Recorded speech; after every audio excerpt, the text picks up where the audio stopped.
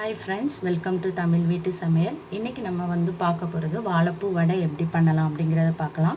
வாழைப்பூ வடைக்கு தேவையான பொருட்கள்: வாழைப்பூ எடுத்துக்கோங்க. இதை வந்து நல்லா க்ளீன் பண்ணிவிட்டு தண்ணி, அதாவது நல்ல தண்ணியில் கொஞ்சோண்டு உப்பு போட்டு வச்சுருக்கேன்.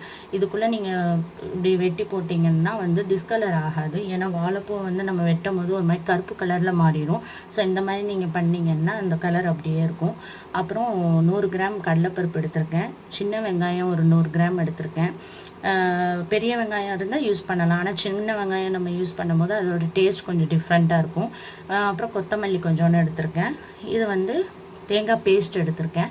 தேங்காவை நீங்கள் தண்ணி விட்டு அரைச்சி அது ஒரு 2 டேபிள் ஸ்பூன். இது வந்து இஞ்சி பூண்டு விழுது, 2 பச்சை மிளகா பொடிசாக நறுக்குனது, அப்புறம் உப்பு, மிளகுத்தூள், மஞ்சத்தூள், கொஞ்சோண்டு ஜீரகத்தூள். ஸோ இது பொரிக்கிறதுக்கு தேவையான அளவு எண்ணெய். இது வந்து தேங்காய் எண்ணெய். நான் எப்போவுமே வந்து பொரிக்கிறதுக்கு வந்து, அதாவது இந்த ஃப்ரைங் பண்ணுறதுக்கெலாம் வந்து தேங்காய் எண்ணெய் தான் யூஸ் பண்ணுவேன். அதோட டேஸ்ட் வந்து ரொம்ப சூப்பராக இருக்கும். ஸோ அதனால் நீங்களும் தேங்காய் எண்ணெயில் ட்ரை பண்ணி பாருங்கள், வித்தியாசமான டேஸ்ட்டாக இருக்கும். ஸோ ஃபஸ்ட்டு நம்ம வந்து என்ன பண்ணலான்னா, ஃபஸ்ட்டு வந்து கடலைப்பருப்பை வந்து கொஞ்சம் குறைன்னு அரைச்சிக்கோங்க. அரைச்சதுக்கு அதுக்கப்புறம் தான் இதை சேர்த்து ஒரு 2 சுற்று, அவ்வளோதான். அதுக்கு மேலே ரொம்ப ஃபைனாக வந்து நம்ம அரைக்கக்கூடாது. ஒரு 2 சுற்று மட்டும் நீங்கள் அரைச்சிக்கோங்க. அரைச்சிட்டு அதுக்கப்புறம் இந்த இன்க்ரீடியன்ஸ்லாம் நம்ம சேர்த்துற வேண்டியதான். ஸோ இப்போ அரைச்சிக்கிடுவோம் இது ரெண்டையும். அதுக்கப்புறம் எப்படி செய்யலாம் அப்படிங்கிறத பார்க்கலாம். ஸோ கடலைப்பருப்பை வந்து இந்த மாதிரி அரைச்சிக்கோங்க. 1-2 வந்து முழுசாக இருக்கணும், அப்போ தான் கொஞ்சம் நல்லாயிருக்கும். இதோட நம்ம வந்து இப்போ வாழைப்பூவையும் சேர்த்து ஒரு 2 சுற்று சுற்றிடலாம், அவ்வளோதான். அதுக்கப்புறம் இந்த இன்க்ரீடியன்ஸை நம்ம சேர்த்துக்கிடுவோம். இப்போது மிக்சியில் போட்டு நல்லா குறைன்னு அரைச்சிட்டோம். இப்போ வந்து இதோட நம்ம வந்து இந்த இன்க்ரீடியன்ஸ்லாம் சேர்த்துலாம். நான் சின்ன வெங்காயத்தை போட்டுறேன். அப்புறம் பச்சை மிளகாய், அதுக்கப்புறம் இஞ்சி பூண்டு ஒரு ஸ்பூன் மாதிரி போட்டுக்கோங்க. அப்புறம் கொஞ்சோண்டு கொத்தமல்லி போட்டுக்கிறேன். போட்டுட்டு இந்த தேங்காயையும் ஆட் பண்ணிடுறேன். தேங்காய் போட்டிங்கன்னா கொஞ்சம் நல்லாயிருக்கும் டேஸ்ட்டு. ஸோ அதனால் அதை நான் ஆட் பண்ணிக்கிறேன். அப்புறம் நம்ம இங்கே எடுத்து வச்சுருக்க இந்த மசாலா எல்லாத்தையும் நம்ம இங்கே போட்டுடலாம். உப்பு, ஜீரகத்தூள், மஞ்சத்தூள், அப்புறம் வந்து மிளகுத்தூள், இதையெல்லாம் ஒன்றா போட்டுடலாம். இப்போ இதை வந்து நல்லா மிக்ஸ் பண்ணிக்கணும்.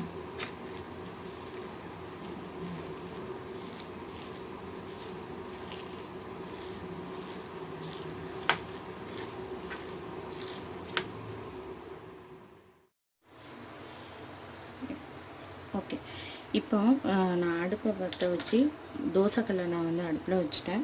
இப்போ நம்ம ரெடி பண்ண மிக்சர் வந்து ரெடியாக இருக்குது. எல்லாத்தையும் நல்லா மிக்ஸ் பண்ணிக்கோங்க. இந்த மாதிரி நல்லா மிக்ஸ் பண்ணிவிட்டு ரெடியாக வச்சுக்கோங்க.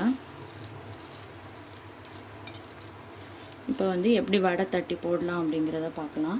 சட்டி நல்லா காஞ்சதும் தேங்காய் எண்ணெயை நல்லா ஊற்றிக்கோங்க.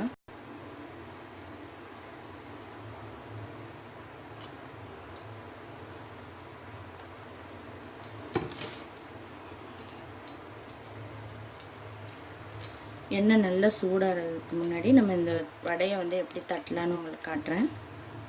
ஃபஸ்ட்டு இந்த மாதிரி உருண்டை எடுத்து பிடிச்சிக்கோங்க. இந்த மாதிரி உருண்டையாக இப்படி பண்ணிவிட்டு உள்ளங்கையில் வந்து நடுவில் வச்சு ப்ரெஸ் பண்ணிக்கங்க.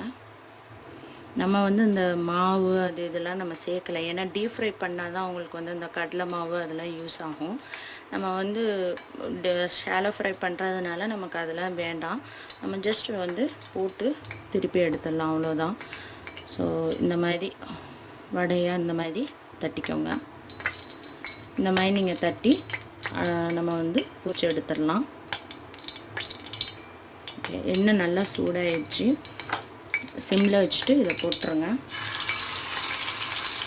அதே மாதிரி ஒவ்வொரு வடையும் அப்படியே சுற்றி ரவுண்டாக போட்டுகிட்டே வாங்க. இப்போது நம்ம தட்டி போட்டிருக்கோம். இதை வந்து சிம்மில் வச்சு ஒரு 3 மினிட்ஸ் வரைக்கும் ஒரு பக்கம் குக் பண்ணுங்கள். அதுக்கப்புறம் திரும்ப வந்து நல்லா குக் ஆயிரும். குக் ஆனதுக்கப்புறம் திரும்ப இதை வந்து பெரட்டி போட்டுருங்க. பெரட்டி போட்டு அது ஒரு 3 மினிட்ஸ் வரைக்கும் குக் பண்ணுங்கள். ரொம்ப ஓவர் ப்ரௌனிஷ் கலரில் வந்து எடுக்காதீங்க, அது நல்லா இருக்காது.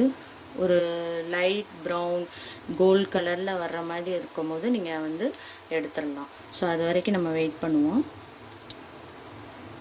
இப்போ 3 நிமிஷம் ஆயிடுச்சு. இப்போ அடுத்த பக்கம் நம்ம திருப்பி போட்டுடலாம். இந்த மாதிரி ப்ரௌன் கலரில் வந்தால் போதும், ரொம்ப கறிக்கிறாதீங்க, அப்புறம் டேஸ்ட்டு நல்லா இருக்காது.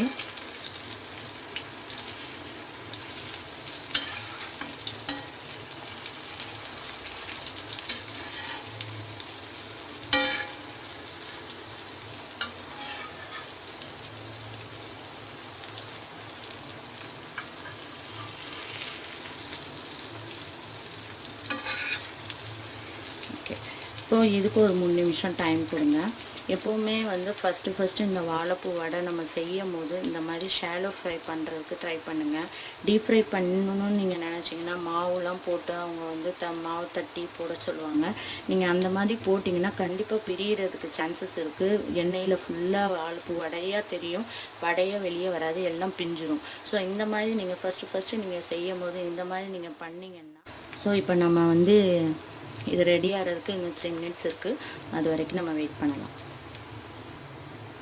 இப்போ 3 நிமிஷம் ஆயிடுச்சு. இப்போ நம்ம வந்து பிளேட்டில் எடுத்து சர்வ் பண்ணிடலாம்.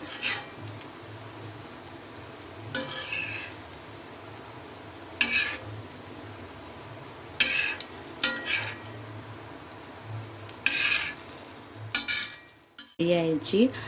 இது வந்து குழந்தைங்களுக்கு கொடுங்க, பெரியவங்களுக்கு கொடுங்க, எல்லோரும் ரொம்ப விரும்பி சாப்பிடுவாங்க. ஆக்சுவலாக இதில் வந்து ஒரு துவர்ப்பு வந்து இருந்துகிட்டே இருக்கும், அது வந்து உடம்புக்கு ரொம்ப நல்லது. இதில் துவர்ப்பு வந்து தெரியாமல் இருக்கணுங்கிறதுக்காகத்தான் நான் வந்து இந்த தேங்காய் இதெல்லாம் ஆட் பண்ணியிருக்கிறதுனால அவ்வளோ தெரியாது. ஸோ கண்டிப்பாக இது வந்து எல்லாருக்கும் ரொம்ப பிடிக்கும். எல்லா ரைஸ் கூடயும் இது சேர்த்து சாப்பிட்லாம். ரொம்ப வித்தியாசமாக இருக்கும். தேங்காய் எண்ணெயில் பண்ணதுனால ரொம்ப வித்தியாசமான டேஸ்ட்டாக இருக்கும். ஸோ இந்த வீடியோ உங்களுக்கு பிடிச்சிருந்துச்சுன்னா லைக் பண்ணுங்கள், ஷேர் பண்ணுங்கள், மறக்காமல் சப்ஸ்கிரைப் பண்ணுங்கள். தேங்க்யூ.